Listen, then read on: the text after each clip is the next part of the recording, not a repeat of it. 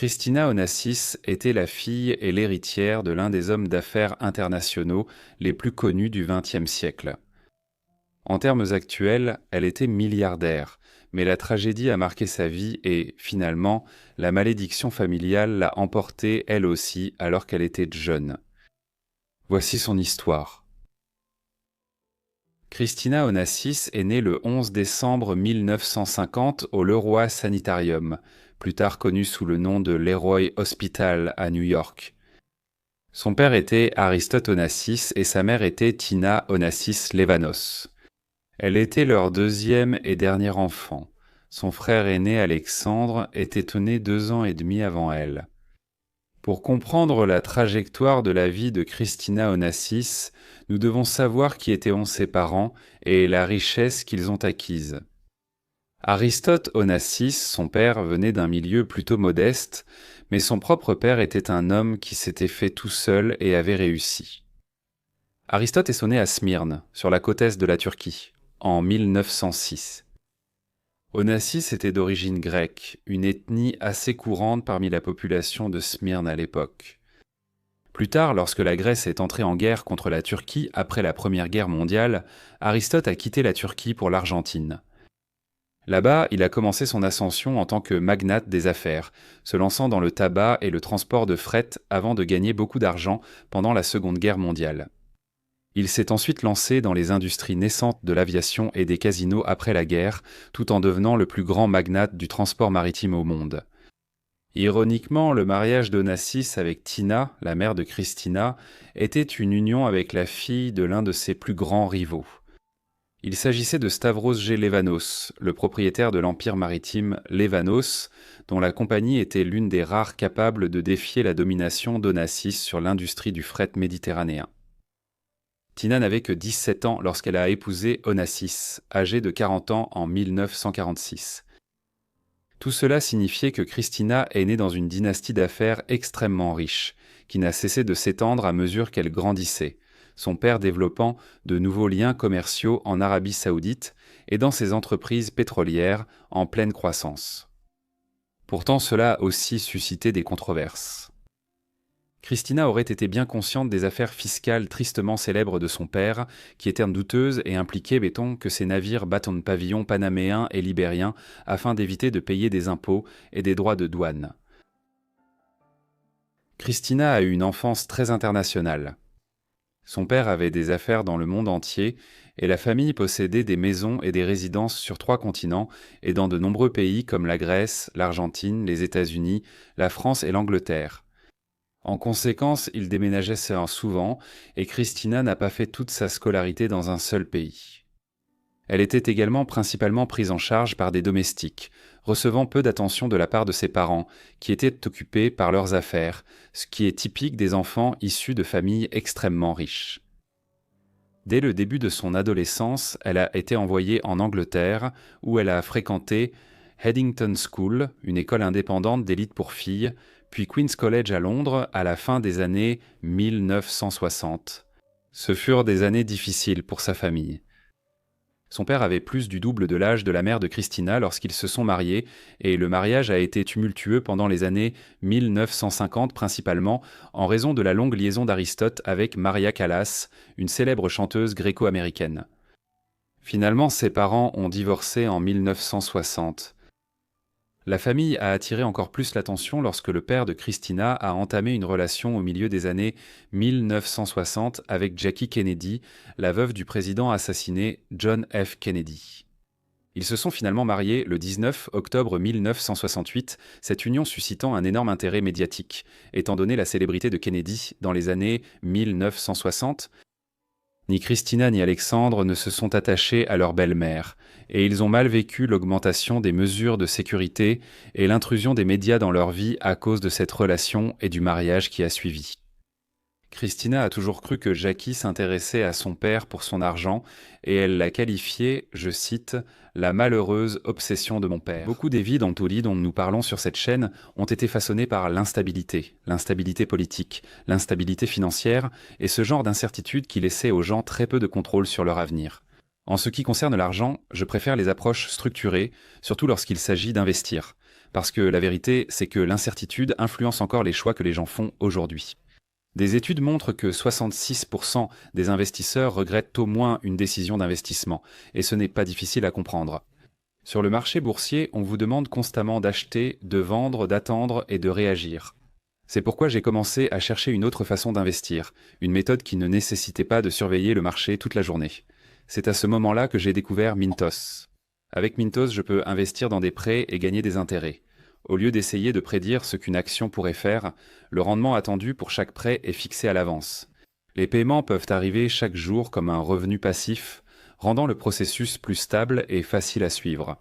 Je peux aussi filtrer par rendement, risque, horizon temporel, pays et devise. Et pour une approche encore plus simple, Mintos propose également des portefeuilles automatisés. Les rendements moyens sur les prêts sont d'environ 11%. Et pour quiconque cherche un revenu passif, c'est un chiffre très élevé. Mintos opère depuis 2014, compte plus de 600 000 utilisateurs et est réglementé dans l'UE sous MiFID.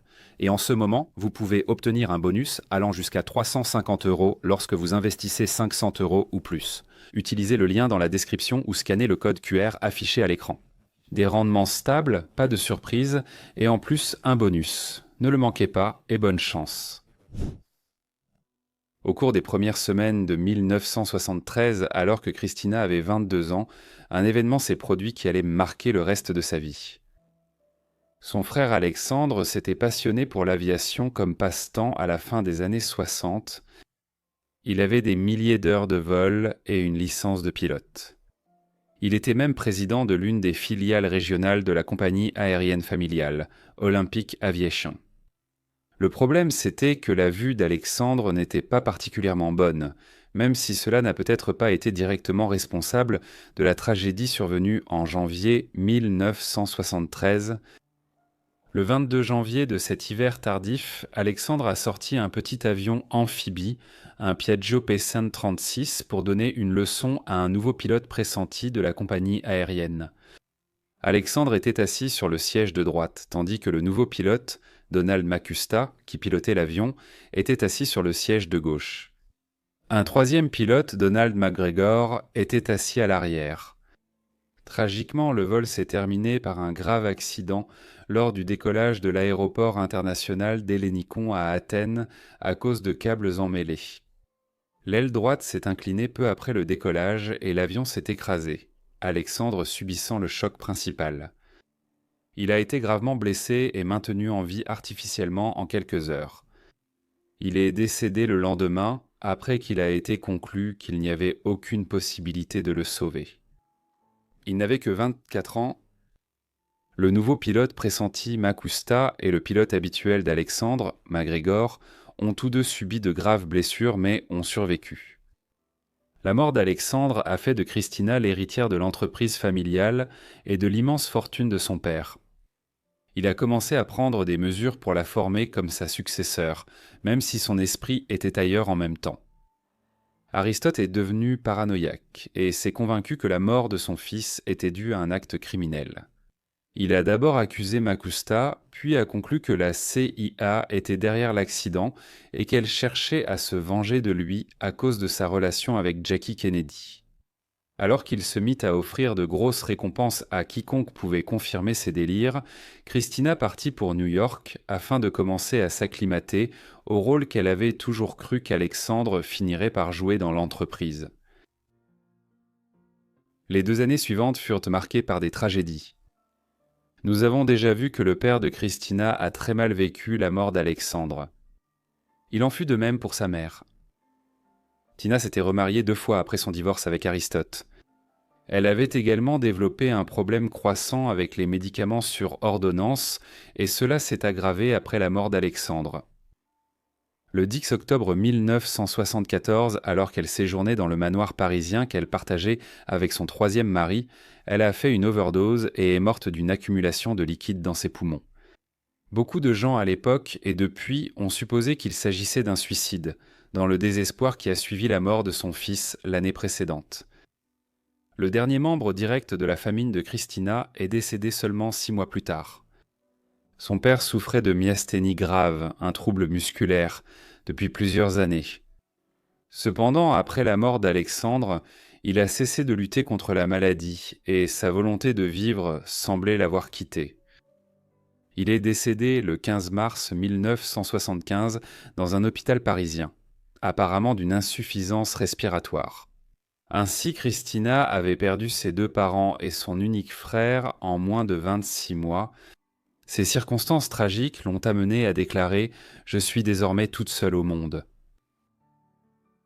À la mort de son père, une grande partie de la fortune et des affaires de la famille Onassis revint à Christina. Environ 45% de la succession fut réservée par son père pour la création de la Fondation d'utilité publique Alexandre Onassis, une organisation caritative fondée à la mémoire d'Alexandre.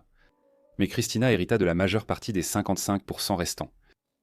Elle a également obtenu avec succès l'héritage d'une partie de la fortune considérable que sa mère avait acquise lors du divorce de ses parents en 1960. Forte de tout cela, elle était désormais une femme extrêmement riche, possédant une fortune d'environ 600 millions de dollars, soit près de 3 milliards de dollars aujourd'hui, et à la tête d'un empire commercial. Christina a presque immédiatement décidé de réduire la charge de gestion de l'entreprise en vendant d'importantes parties de celle-ci. Au milieu des années 1970, l'entreprise Onassis s'était développée dans le transport maritime de fret, le transport, les compagnies aériennes, les jeux d'argent, le pétrole et de nombreuses autres activités. Elle en a vendu certaines parties et a fait don d'autres parties de l'entreprise et des propriétés à des œuvres caritatives.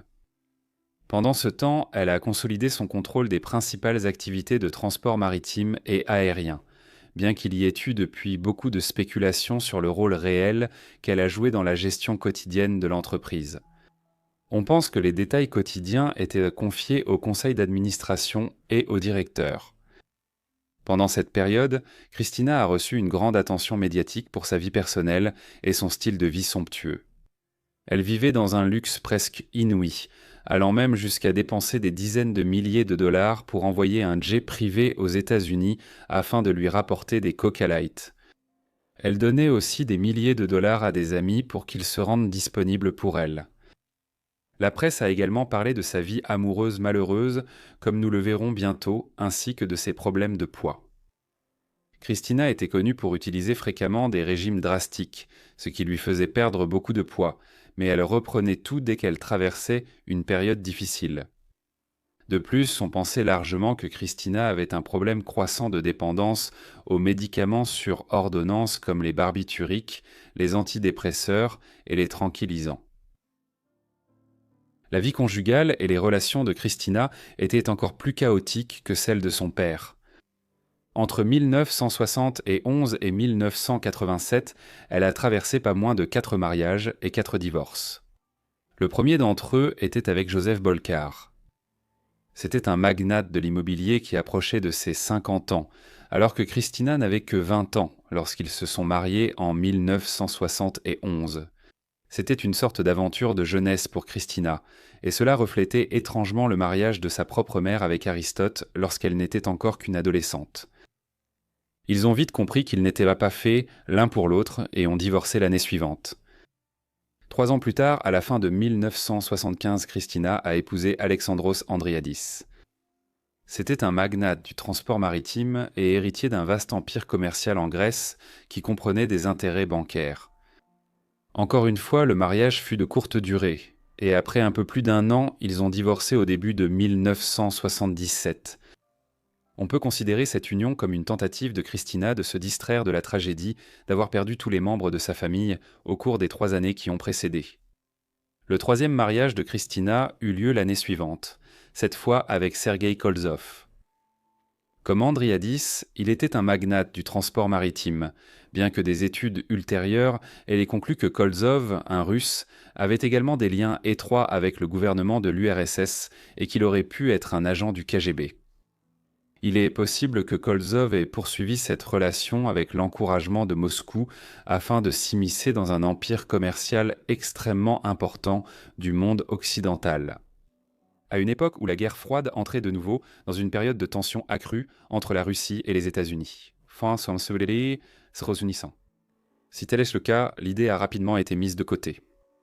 Ils ont divorcé en 1980. Après la dissolution de son mariage avec Kolsov, Christina a passé la plus longue période de sa vie adulte sans être mariée. Il s'est écoulé encore 4 ans avant qu'elle n'épouse son quatrième et dernier mari, Thierry Roussel. Roussel était issu d'une famille française éminente, impliquée dans l'industrie pharmaceutique et la politique française. Fait rare parmi les maris de Christina, il avait 3 ans de moins qu'elle. Ce dernier mariage de Christina donna naissance à son unique enfant, une fille prénommée Athéna, du nom de la mère de Christina, née en 1985. 2 ans plus tard, le mariage prit fin, ce qui n'est guère surprenant quand on sait que Roussel était un séducteur invétéré et qu'il eut 2 autres enfants avec sa maîtresse pendant ses années de mariage avec Onassis. Christina ne se remariera pas. Comme mentionné, Onassis avait une dépendance croissante aux médicaments sur ordonnance dans les années 1970. Et cela s'est aggravé au fil des années, en particulier à partir de 1980, lorsqu'elle a été diagnostiquée comme souffrant de dépression clinique. Ayant facilement accès à des médecins complaisants et à des ordonnances, sa consommation a augmenté dans les années 1980 lorsqu'elle a commencé à s'automédiquer pour effacer les cicatrices d'une vie tourmentée. Le 19 novembre 1988, Christina a été retrouvée morte dans une baignoire. Cela s'est passé chez une amie en Argentine, un pays où elle avait passé une grande partie de ses dernières années, ayant développé des liens avec le pays qui était devenu la patrie d'adoption de son père dans les années 1920. Là-bas, elle cherchait à échapper à la pression des médias et envisageait de s'y installer définitivement pour élever Athéna. Sa mort à seulement 37 ans a été attribuée à une crise cardiaque, bien qu'il n'y ait absolument aucun doute que cela était en partie dû à sa consommation de drogue. Tandis que d'autres ont émis l'hypothèse qu'il y avait quelque chose de sinistre derrière tout cela, étant donné l'immense richesse d'Onassis. Son corps a été rapatrié en Grèce et elle a été enterrée dans le caveau familial aux côtés de son père et de son frère. Après sa mort, la succession de 250 millions de dollars d'Onassis est devenue l'objet de conflits juridiques intenses. Athéna était sa seule héritière survivante, mais elle n'avait encore que 3 ans à l'époque. Par conséquent, plusieurs administrateurs grecs avaient été nommés pour superviser la succession en son nom. Tout au long des années 1990, des litiges juridiques ont éclaté entre eux et Thierry Roussel, une personnalité dont les affaires connaissaient de grandes fluctuations et qui tentait souvent de puiser dans les héritages de sa fille pour l'aider à surmonter ses difficultés financières. Elle a finalement hérité de la succession à son 18e anniversaire au début de l'année 2003. L'unique enfant de Christina est aujourd'hui un cavalier de saut d'obstacles. Merci d'avoir regardé cette vidéo sur Christina Onassis, j'espère qu'elle vous a intéressé. J'espère que vous êtes abonné et que vous avez activé les notifications pour recevoir mes vidéos dès leur publication. Si vous avez des suggestions, laissez-les en commentaire. C'est tout pour moi, à bientôt dans le prochain épisode de Forgotten Lives. Merci.